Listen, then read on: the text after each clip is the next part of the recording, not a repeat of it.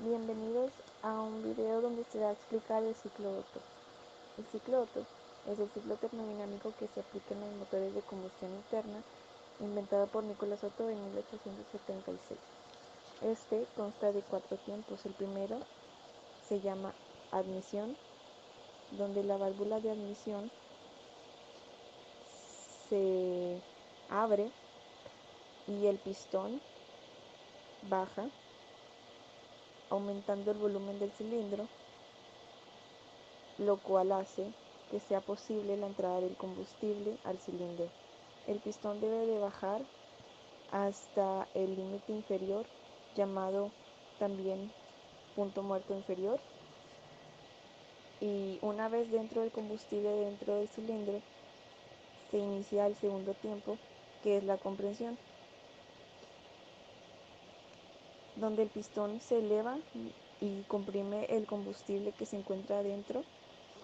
Asimismo ocurre la ignición, que da paso a que la bujía salte una chispa. Esta chispa es necesaria para que el combustible que se encuentra dentro explote, y al explotar produce energía, o sea, el trabajo útil del sistema entero.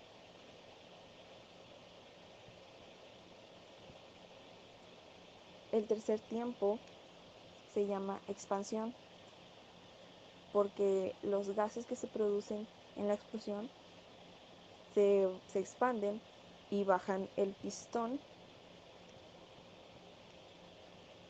hacia el punto muerto inferior nuevamente.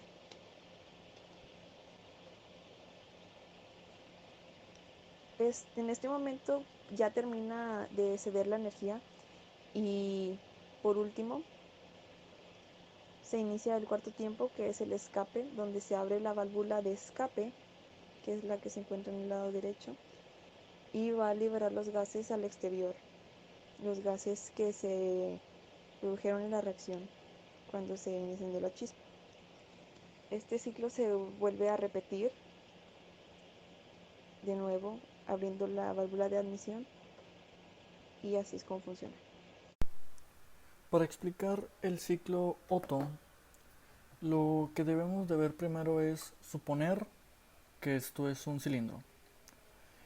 El ciclo Otto consta de 4 fases termodinámicas, las cuales un poco más adelante les explicaremos. Eh, lo primero que hay que entender es cómo funciona el pistón en un motor, y esta es la base de cómo funcionan los motores automotrices a base de gasolina o de diésel. Mm, el pistón, como sabemos, este es el pistón.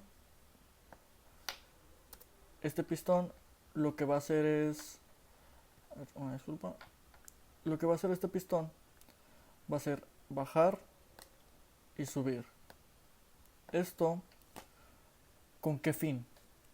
Con el fin de que al momento de que el pistón llegue a este punto, esta válvula, que la llamaremos la de admisión,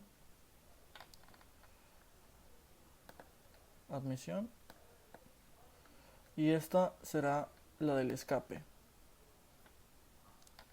¿Ok? Supongamos que esa es una E bien hecha. Entonces, una vez ya determinado esto, al momento que el pistón empieza primero en el punto final donde no hay ninguna compresión, y el momento de comprimirse, la válvula de admisión se abre dejando entrar en toda esta cámara gasolina mezclada con aire, lo cual permite que en su momento más adelante esta, al expandirse, ocupe todo este lugar. Esto sucede al mismo tiempo, es decir, cuando empieza la válvula a llenar esta cámara, se expande mediante esta biela, esta parte del pistón se llama biela, Y lo que hace la biela es hacer este recorrido. Esto permite que transformar este movimiento lineal en un movimiento circular, lo cual hace que mueva el cigüeñal del motor y así genere energía o vaya movimiento en las ruedas mediante otro tipo de mecanismos. Entonces, al momento de recorrer este tramo, el pistón, bueno, el pistón en conjunto con la biela, se descomprime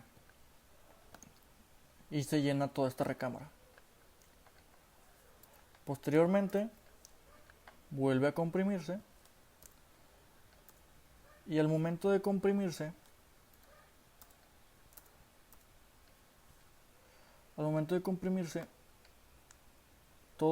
todo la gasolina y el aire que está mezclado en esta parte del pistón ya comprimido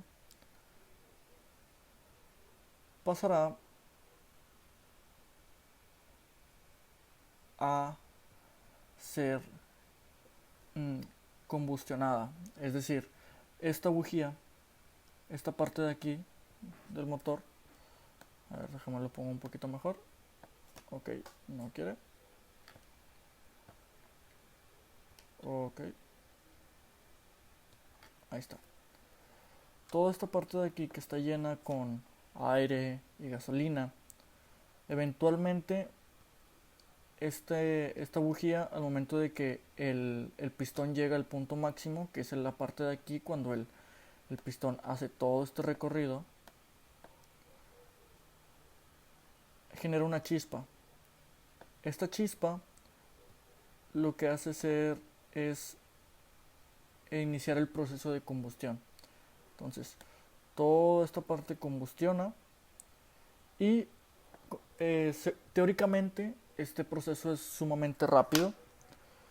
Entonces, al ser demasiado rápido, realmente no le da tiempo a los gases de que tengan contacto e intercambien energía. O al menos eso es lo que pasa en la teoría.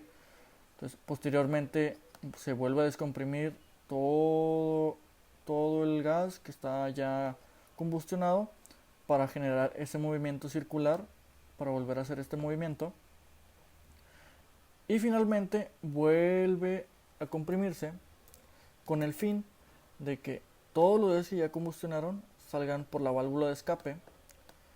Es decir, que al momento en que el pistón está en este recorrido, más o menos aquí, en este punto de la biela, la válvula de escape empieza a abrirse y esta permite a los gases escapar.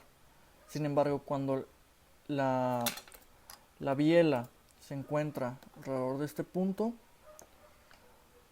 al mismo tiempo, por un corto plazo, los mismos gases que están escapando funcionan al mismo tiempo en que la válvula de admisión deja entrar más gasolina con aire fresco.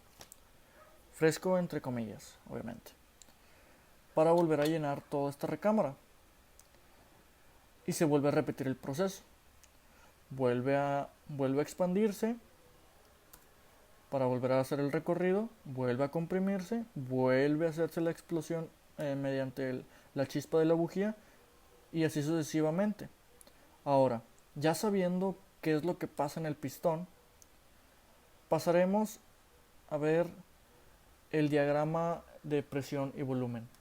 Como les decía, esta parte de aquí, esto, es la parte de admisión y de escape simultáneamente. Entonces, ¿esto qué es? Es realmente un proceso isobárico, ya que la presión, como podemos ver aquí, no varía en absoluto. Entonces, ¿qué es lo que pasa con las variables termodinámicas? La delta H será igual al calor que se produce al momento del escape. Esto será igual a Cp por el delta de temperatura, es decir, el cambio de temperatura que haya entre estos dos volúmenes. La delta U será igual al trabajo realizado más el calor realizado. el trabajo será igual a menos la presión externa por el cambio de volumen.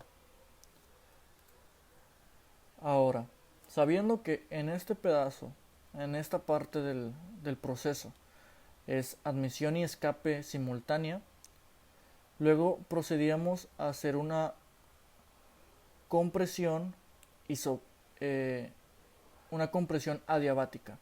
Como les explicaba un poco antes, hace unos minutos, teóricamente se contempla que al momento de hacer esta compresión se hace tan rápido que los gases no tienen posibilidad de hacer un intercambio de energía con el medio, es decir, con toda esta parte de metal que está aquí a los lados.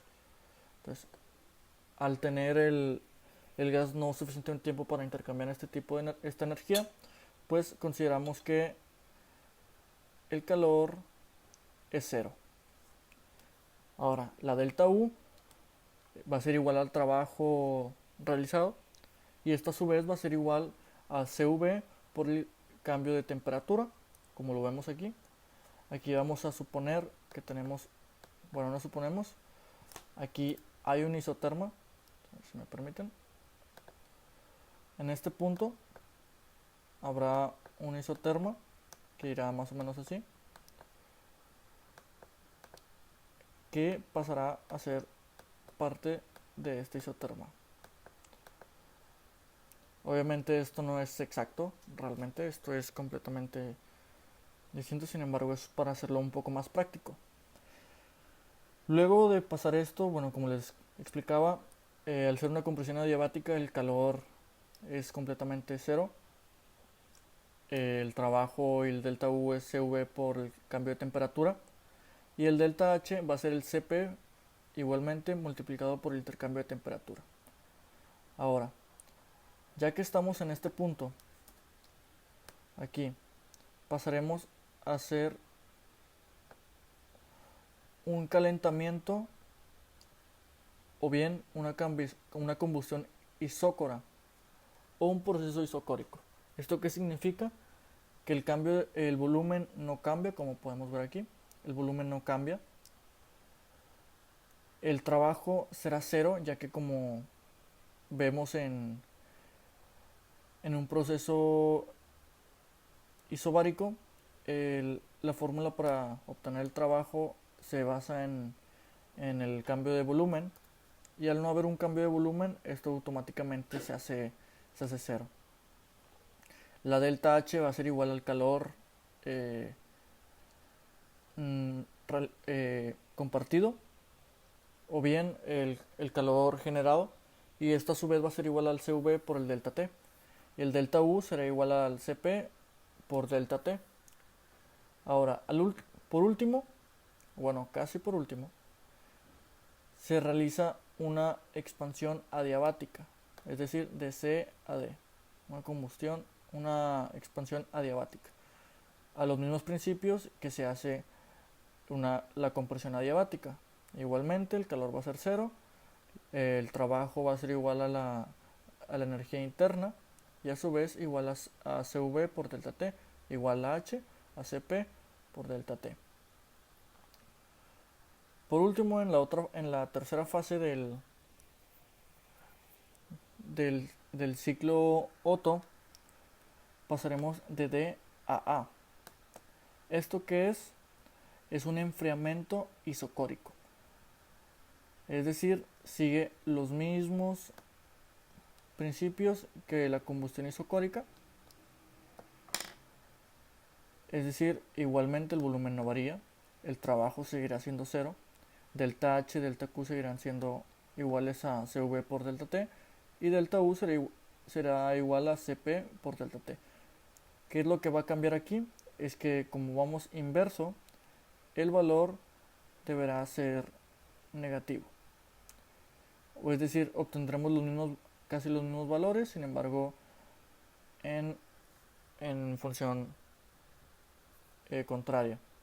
Entonces, una vez ya sabiendo esto, evidentemente esto es completamente teórico, todo esto es teórico, los cálculos también serán teóricos, ya que como sabemos el si se genera calor y el proceso que debería ser adiabático, pues eventualmente empieza a calentar el motor. Es por esto que los motores tienen un sistema de refrigeración para evitar que se funda el metal que está comprimiendo y expandiendo los gases. Es por esto que se necesita el aceite para generar menos fricción y también el sistema de refrigeración para que no se caliente el motor como tal. Entonces, ya sabiendo esto, serían todo lo que sucedería en el proceso del ciclo de Otto enfocado al funcionamiento de un motor.